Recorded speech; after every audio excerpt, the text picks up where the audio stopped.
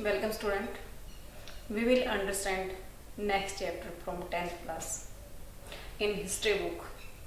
Chapter's name Novels, Society and History. बेटा last chapter में हमने प्रिंटिंग के बारे में पढ़ा था कि प्रिंटिंग प्रेस कैसे इनोवेशन हुआ और उसका क्या इफेक्ट रहा, उससे हमारी सोसाइटी में किस किस प्रकार के चेंजमेंट आई, इन सभी के बारे में हम लास्ट चैप्टर में अंडरस्टैंडिंग की थी।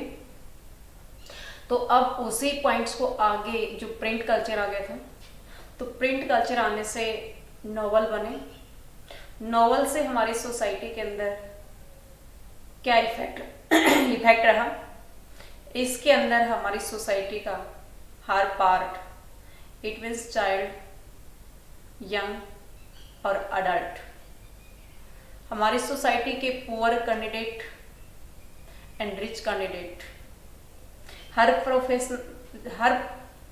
पार्ट से जुड़ा हुआ जो कैंडिडेट था, चाहे वो किसी भी प्रोफेशनल से क्यों ना हो, उन सभी को इसमें impress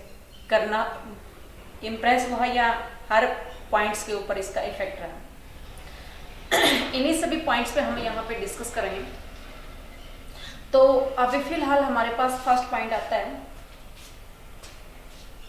the rise of the novel. Novel का जो शुरुआत हुई थी वो इंग्लैंड और फ्रांस में हुई थी।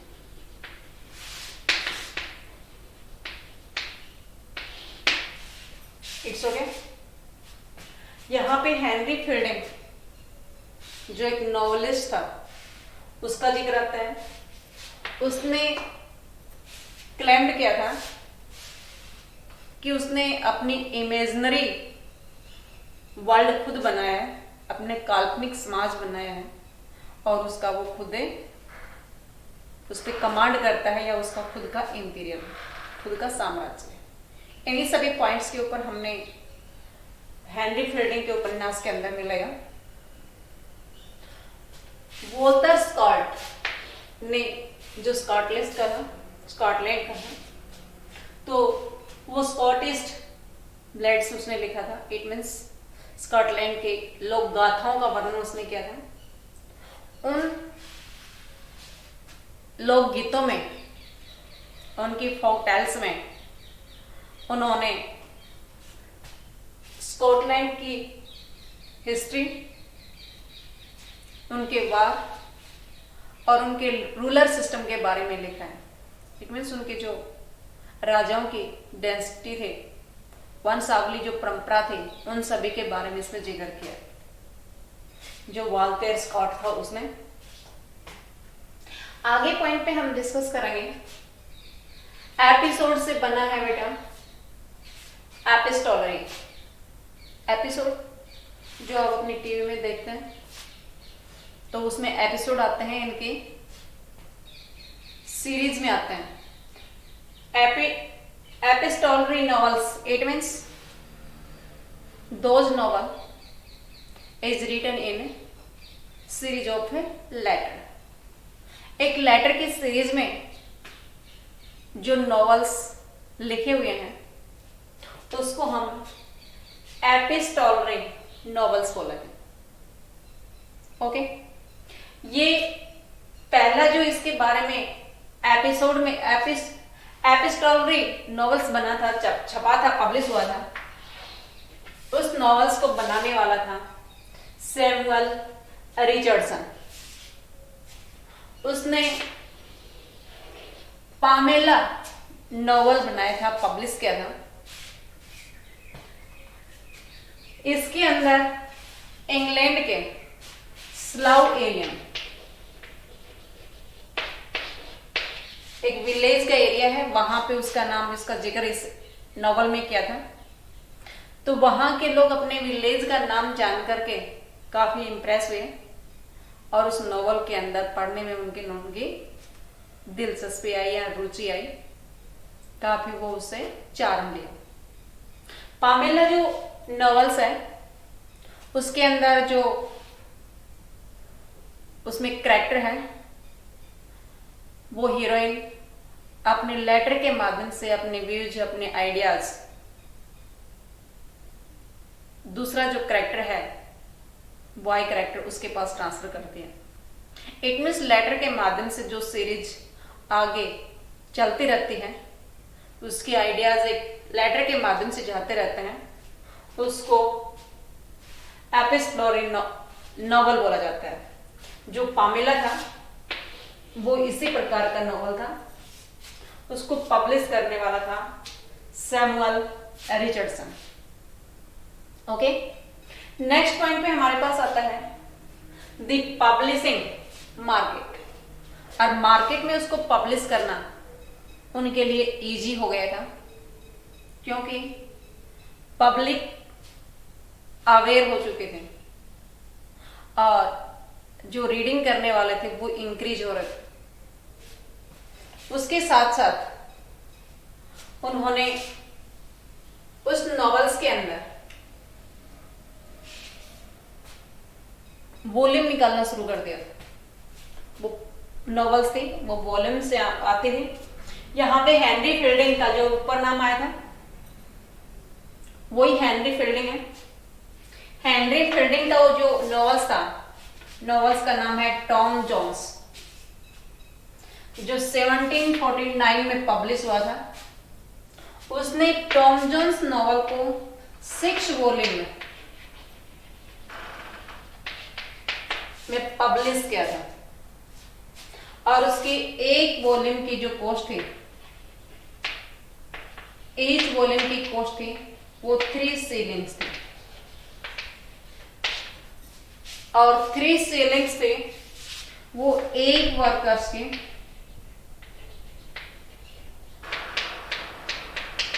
1 वीक की अर्निंग थी। एक वर्कर्स एक वीक में 3 शिलिंग उसकी अर्निंग होने के बाद केवल वो एक वॉल्यूम परचेज कर सकता था और 6 वॉल्यूम में टॉम जोन्स नॉवेल्स पब्लिश किया था। किसने? Henry fielding. Okay, next point पे हमारे पास आता है बेटा सर्कुलेटिंग लाइब्रेरीज। अब लाइब्रेरीज आ गई 1740 में। इस लाइब्रेरीज में लोग रीडिंग का काम कर लेते थे और साथ में जो लिसनर थे पब्लिक प्लेस पे बैठ करके वो लिसनर को भी अपने आइडियाज ट्रांसफर कर देते थे। यानी कि उन सभी के पास एक आदमी पढ़ने के बाद उस नॉवेल्स को एक्सप्लेन कर दिया जाता था। इट मीन सभी के पास उस नॉवेल की जानकारी चली जाती थी। उसके साथ साथ और भी इजी ये हो गया कि लाइब्रेरीज के अंदर रेंट पर बुक्स, नॉवेल्स ये सारे लोगों के लिए अवेलेबल हो गए। तो लोग आवर्स के हिसाब से उसको रेंट पे लेते, उसकी रीडिंग करने के बाद वापस सबमिट कर देते थे। इस प्रकार 1714 के आसपास का जो टाइम था उसमें लाइब्रेरीज का सीजन या ये कहेंगे लाइब्रेरीज का प्रचलन आ गया। नेक्स्ट पॉइंट पे हमारे पास आता है चार्ल्स डिकेंस। चार्ल्स डिकेंस ने पिकविक पेपर्स उपन्यास पब्लिश किया था 1836। ये जो नॉवल था ये सीरियलाइज्ड होता था। सीरियलाइज्ड इट मीन्स सीरियल में छपता था। आप जो टीवी पे सीरियल देखते हो सेम वैसे। It means those novels is published in installation. जो इंस्टॉलेशन में पब्लिश होता था, जो नॉवल इंस्टॉलेशन में छपता था, किस्तों में छपता था एक के बाद दूसरा, तो उसको हम क्या कहेंगे? Serialised novels. तो पिकविक पेपर्स था वो सीरियलाइज्ड नॉवल था जो 1836 में चार्ल्स डिकेंस ने इसको पब्लिश किया। ओके, अब नेक्स्ट पॉइंट पे हमारे पास आता है द वर्ल्ड ऑफ नॉवेल्स। यही चार्ल्स डिकेंस, आगे उसने और भी नॉवेल्स पब्लिश किए हैं। तो चार्ल्स डिकेंस का पिकविक पेपर्स था। सेकंड, चार्ल्स डिकेंस ने हार्ड टाइम्स एक दूसरा नॉवेल्स पब्लिश किया था। ये 1854 में पब्लिश किया था। इस नॉवेल्स में उसने इंडस्ट्रीज की और उसमें काम करने वाले इंडस्ट्रीज वर्कर्स के क्रिटिकल पोजीशन को शो किया। इंडस्ट्रीज में जो प्रॉफिट लेने वाले इंडस्ट्रियलिस्ट हैं उनकी क्रिटिसाइज की थी। जो वर्कर्स थे, इसने वर्कर्स के लिए बताया workers are known as a hands. उसने बताया कि ये जो वर्कर्स हैं, ये वर्कर्स एक हाथ की तरह होता है। इट मीन्स हमारे हाथ, बॉडी का जो पार्ट है उसमें हाथ की इंपॉर्टेंस होती है। उसी प्रकार से इंडस्ट्रीज में काम करने वाले जो वर्कर्स होते हैं उसको केवल और केवल मशीनरी हैंडल करने के लिए उसको एक सर्वेंट ना मान करके उस इंडस्ट्रीज का बेस उसने बताया था और उसने क्रिटिसाइज की थी इंडस्ट्रीज लिस्ट के। उसके प्रॉफिट गेन करने का जो मेथड था उसकी भी क्रिटिसाइज की थी। It's okay. नेक्स्ट उसने एक नया दूसरा उपन्यास पब्लिश। नेक्स्ट उपन्यास, फर्स्ट तो ये हो गया पिकविक पेपर्स, सेकंड हार्ड टाइम्स, और नेक्स्ट उसका था ओलिवर ट्विस्ट। ये पब्लिश किया था 1838। इस नॉवेल्स में ओलिवर कैरेक्टर होता है, वो एक ऑर्फन होता है।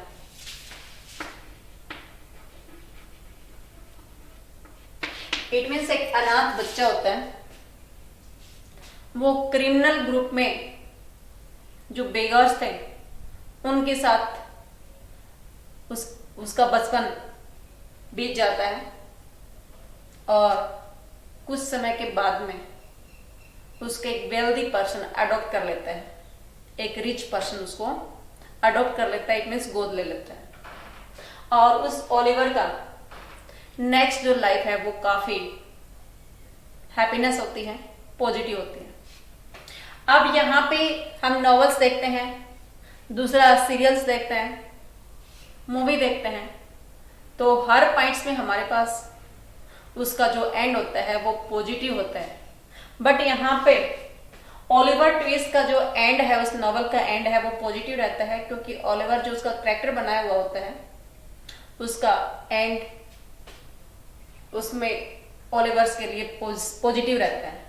बट यहाँ एमिली जोला का नेक्स्ट उपन्यास है जर्मिनल। एमिली जोला नॉवेलिस्ट है, उसने उपन्यास पब्लिश किया था जर्मिनल वर्तमान था वो 1885 में पब्लिश किया था। इसके अंदर एक minor workers it means mine में काम करने वाला जो वर्कर है, यंग वर्कर है, उसके बारे में इसने कैरेक्टर देख करके उसके बारे में एक स्टोरी आपने इस जर्मिनल उपन्यास में लिखा है।